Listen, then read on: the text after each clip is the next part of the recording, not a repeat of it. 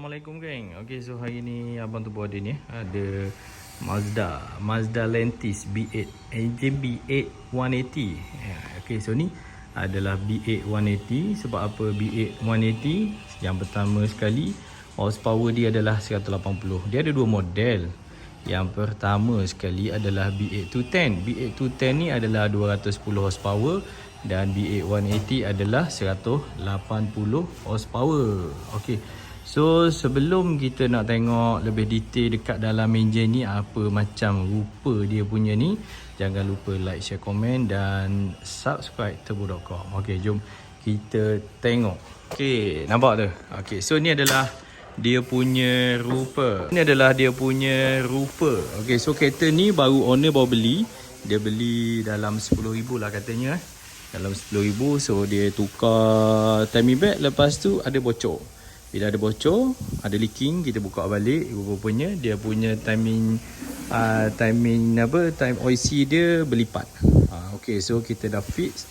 Kita tukar dia punya OIC. Lepas tu kita tukar dia punya O-ring dekat oil-sum. Lepas tu kita test, alhamdulillah. So ni leaking pun dah settle. Dan ni adalah dia punya bentuk rupa dia punya B8 180. Kalau B8 210, beza dia B8 210 dengan 180 adalah B8 210 turbo dia adalah ball bearing, yang ini adalah yang biasa je. So kita tengok piping dia pun masih lagi kekal dalam keadaan stock. Okey, so bila kita tu owner pun dia request untuk buat compression test. Compression test pun kita dah test, okey. Semua maintain dekat 11 lebih. Maknanya walaupun enjin ni dah berusia lebih 20 tahun tapi enjin ini masih lagi sehat. Sehat. Okey. So selepas itu owner request lagi kepada abang Turbo untuk check fuel ratio. So kita akan check fuel ratio dalam keadaan masa cruising dan juga masa dalam keadaan boost. So engine standard pun boleh dyno. Engine standard boleh dyno. Kita guna dyno daripada Dynocom, ada retarder. So kita boleh tengok dia punya fuel ratio dan juga dia punya horsepower masih maintain macam dulu ke ataupun dia dah drop. Okey. So kita dah pasang ni. Ada pasang boost meter. Kita ada pasang boost meter SKS. Okey, jom kita tengok. Okay, kita start. Enjin dia pun senyap lagi. Enjin dia pun masih lagi senyap.